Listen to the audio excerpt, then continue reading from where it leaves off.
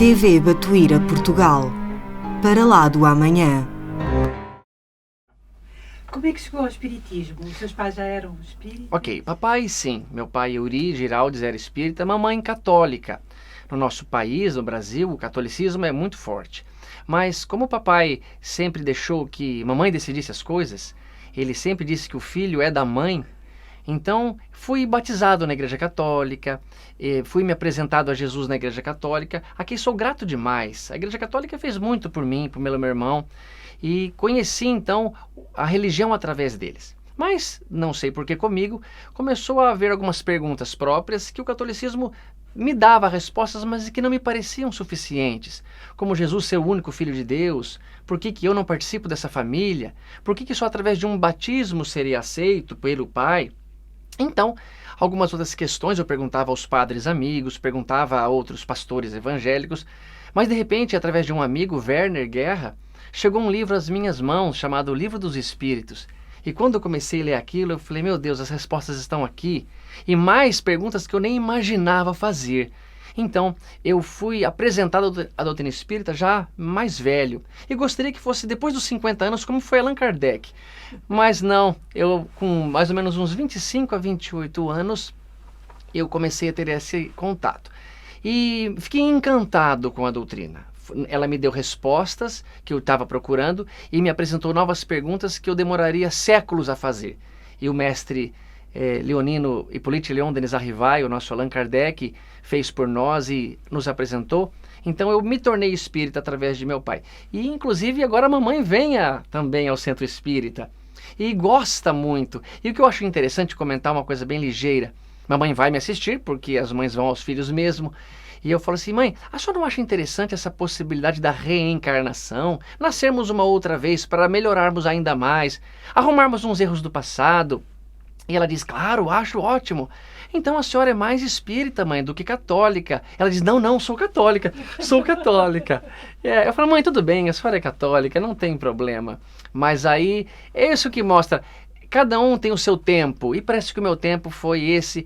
E cada vez que eu estudo a doutrina espírita, eu me aprofundo ainda mais nessa maravilha, fico encantado, e principalmente por essa possibilidade, Ana, de espalhar para as pessoas, viu? Há uma frase de Emmanuel que diz, a maior caridade que fazemos pela doutrina é a sua própria divulgação. E é isso que eu quero fazer aqui hoje. Conheceu não sei com que idade, não consegui entender a idade. Sim. Conheceu. E como é que foi a trajetória depois? Ok, eu comecei a doutrina espírita há mais ou menos há uns 10 anos atrás, né? Se hoje tenho 40... Há uns 30 anos, se eu tinha, fui apresentado à doutrina por uma palestra de um amigo lá, o Richard Simonetti, que papai é dentista dele, né? Então, ele já começou a me dar algumas respostas naquela fase que eu perguntava aos padres, inclusive Padre Nedir, que fez no meu casamento, Padre Beto, um outro amigo. E então comecei com essas perguntas e eu percebi que as respostas deles eram muito boas. E eu acabei me interessando por essa doutrina.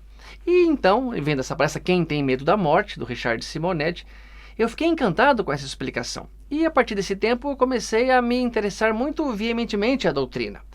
E foi muito rápida a minha trajetória, vamos dizer assim, para estar aqui agora na TV Batuíra, dando essa entrevista. Em Portugal, uma honra para mim fazer palestra fora do meu país e vir aqui fazer isso. Dar essa contribuição por tudo que a doutrina faz por mim. Então, a partir desse tempo, dos 30 anos, eu comecei a estudar bastante o Livro dos Espíritos. E por você perceber que eu gosto bastante de falar, eu logo comecei a dar aulas em substituição no COEM, do professor Moisés Rossi, que é um grande amigo também, que está me substituindo lá nas aulas do COEM, que a minha turma ficou lá. E eu passei a dar aulas como professor substituto. E preparava o melhor que eu podia. Aí alguns da própria palestra falavam, mamãe, coordena um centro, você não se importaria de me importar? Quanto que eu pago para dar uma palestra lá?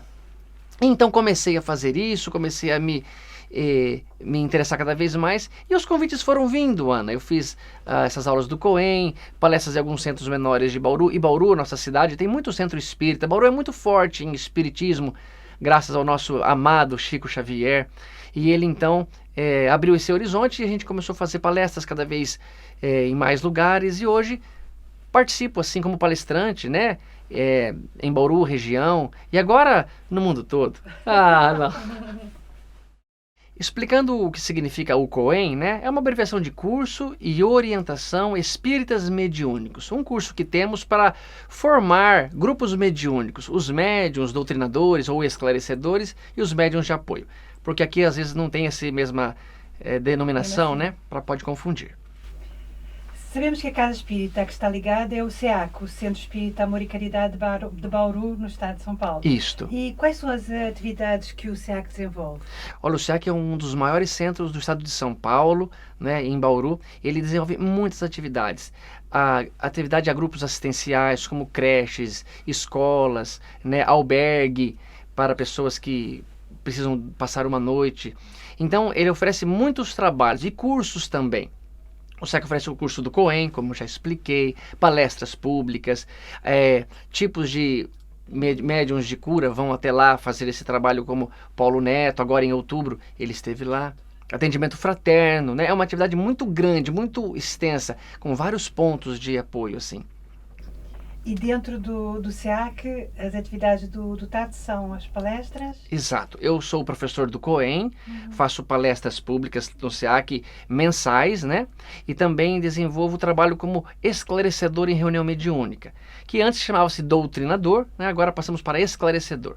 Mas faço esse trabalho, né? E às vezes, algumas vezes fiz atendimento fraterno também, mas não é uma atividade que tenho exercido com rigor de semanalmente estar lá, mas atendo. E atendimento fraterno a gente faz no dia a dia, né? Alguém chega para conversar e conversamos o tempo todo. Então esse é o meu trabalho, palestrante, sou professor do COEM e dirigente ou esclarecedor em reunião mediúnica.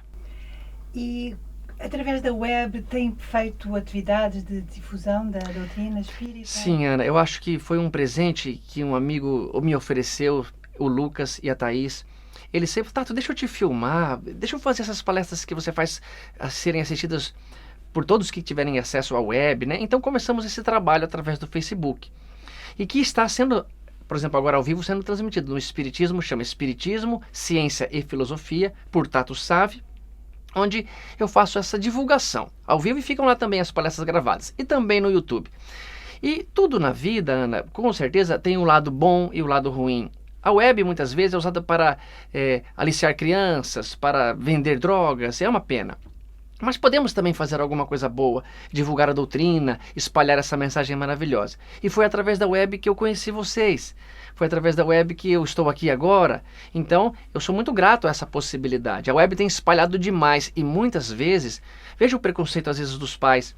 Um menino escrevendo ao vivo, como podem escrever, ele disse assim, sabe, Tato, eu sempre tive curiosidade de ver como era um centro espírita, o que se fazia lá. E agora eu estou aqui no meu quarto com um fone, ouvindo sua palestra, porque papai e mamãe não permitiriam que eu fosse. E estou entendendo que centro espírita é uma reunião de amor, é uma mensagem. Um até falou, é a homilia do padre o tempo todo. Eu falei, isso, é uma homilia de um padre o tempo todo. Sem rituais, sem práticas, né? Lógico, com disciplina, mas assim, aberto ao conhecimento, aos expositores, ao pensamento. E tudo pode ser analisado, como o próprio Kardec falou. A ciência e a religião têm que estar harmônicas, não podem se chocar. Se uma delas se choca, uma está errada, a outra está certa, ou ambas estão erradas. Mas essa possibilidade de divulgar através da web é um presente, mais um que Deus oferece a nós, seus filhos. Em relação a Chico Xavier, quem é para si? Qual a importância? Obrigado pela pergunta, viu, Ana? Falar do Chico para mim é sempre tão importante. Eu acho que o Chico, como um dos grandes nomes da história, veio por amor a nós, né? Na minha opinião, em particular, Chico é Allan Kardec, mas na verdade, muitos colocam isso como um assunto especulativo. Eu não estou interessado em definir o que é, mas assim, há alguns fatos que parece ele ser o próprio codificador. E Chico, para mim, é um exemplo de amor. Porque se um homem mau tivesse escrito a obra de Emmanuel e André Luiz, eu ficaria encucado como que esse homem mau pode ter feito essa obra de arte através da mediunidade. Mas através do nosso Chico, me livra tanto o coração de que o bem está mesclado com o mal e que não pode ser discernido. Então, Chico, para mim, é um presente de Deus, como foi Gandhi, como foi Buda, como foi Dalai Lama, como foi Madre Teresa, como foi Irmã Dulce, como foi todos esses homens e mulheres maravilhosos. E o Chico teve um trabalho impressionante de escrever mais de 480 livros psicografados, numa média, Ana, de escrever 7,5 livros por ano. Nós não conseguimos ler 7,5 livros por ano. Então, o que é este homem? Além de toda a atividade que exerceu, todas as cartas de amor às mães aflitas. Então, só de imaginar que eu estou dando continuidade a um trabalho que o Chico fez, em 0,5% de colaboração, para mim é motivo para eu ser o homem mais feliz da face da terra. Ter essa gratidão de falar, filho, você está fazendo um bom trabalho, viu? Eu fiz tudo que podia e você está ali levando um grãozinho de areia, de amor a alguém. Ah, isso para mim já é tão bom. Então o Chico para mim foi Allan Kardec e ao mesmo tempo um exemplo de amor, um exemplo de que eu devo seguir. Eu até costumo dizer, Ana, que Jesus é o nosso guia e modelo, mas ele está alto demais para eu enxergar. É difícil olhar para o sol. Então, olha para um exemplo mais próximo. Segue os passos do Chico, então. Você não precisa ver a escada inteira para chegar lá em cima. Basta ver o próximo degrau. E o Chico é esse próximo degrau que nos mostra o caminho do amor, da prática do bem ao próximo. O espiritismo hoje em dia, o que é que pensa sobre? O espiritismo, como o próprio Leon Denis falou, Ana, ela não é a religião do futuro. Ela é o futuro das religiões. Na minha humilde interpretação, acredito que isso é como se as religiões começassem a se fusionar a uma verdade. Eu praticamente estou certo de que o que o Orlando Nogueira, um grande médium e amigo lá do Brasil, falou, que a espiritualidade não é espírita. A espiritualidade não tem preferência pelo espiritismo, ele tem preferência pela verdade. E Jesus, no seu nível dos Cristos, na sua comunhão com outros Cristos, não conversa sobre espiritismo. Conversa sobre amor, sobre verdade, sobre união, sobre família. Então, acredito que a doutrina espírita é um nome que Kardec resolveu dar, porque precisamos de rótulos, precisamos de identificação. Mas que a doutrina espírita é uma das melhores explicações do que é a verdade. É isso só. Ninguém quer tomar posse e defender o vermelho é mais bonito que o azul. Não. Se o vermelho te deixa mais feliz nessa roupa, use o vermelho. Mas se está sendo bom para você já entender uma verdade, uma justiça de Deus apresentada na reencarnação, nas dificuldades físicas que trazemos para uma melhoria nossa, então isso para mim é a doutrina espírita, uma das explicações da verdade.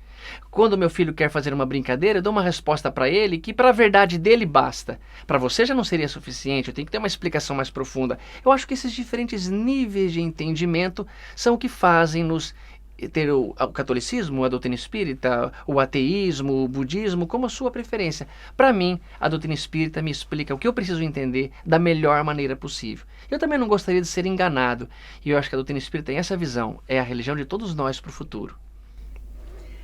Tato, quer acrescentar mais alguma coisa? Eu quero agradecer, pessoal, quero agradecer, além de ter o sentimento de gratidão, ser tão prazeroso de sentir, quero agradecer a você, a Rosário, que tão gentilmente trocou e-mails comigo. Era para fazer 3 palestras aqui, mais um outro amigo convidando, por favor, faça aqui, cai na quinta-feira mesmo. Eu falei, puxa, justo na quinta. Aí escrevi um e-mail me desculpando com a Rosário, já esperando uma bronca de mãe. Não, veio um carinho de mãe. Filho, tudo bem, vá lá fazer seu trabalho lá também. Então eu tenho muito a agradecer ao Centro Espírita Batuíra, ao Grupo Espírita Batuíra, agradecer a esse carinho, a Helena que me recebeu ontem, a vocês com tanto amor, com tanto abraço, e a todos os amigos do Facebook que me assistem, me apoiam, enviam coraçõezinhos para mim, minha esposa que está me filmando, e dizer isso, pessoal, quando vocês ouvirem uma verdade, algo novo, coloque lá no fundo do coração, vê se aquilo não pode ser melhor, não pode ser mais justo. Se você acha que não, continue com o que você acredita, mas se lhe parece bom, por que não mudar? O Chico sempre falou uma coisa muito boa. Tudo que a doutrina espírita me ensinou é que eu tenho que renovar o tempo todo. Einstein disse, tenho que abrir mão de ser o que sou para me tornar o que serei. Isso é muito importante. E Allan Kardec, nosso codificador, falou que a doutrina espírita não se mede pela mudança, mas pelo esforço empregado em mudar. Então se esforcem em entender melhor a vida, entender melhor a família que tem, a dificuldade entre as pessoas e o amor que já nasce no nosso coração para nos fazer feliz. O meu desejo é que todos sejam muito felizes e que eu possa contribuir um pouquinho nessa noite de hoje. Muito obrigada pela entrevista. Eu que agradeço, Ana.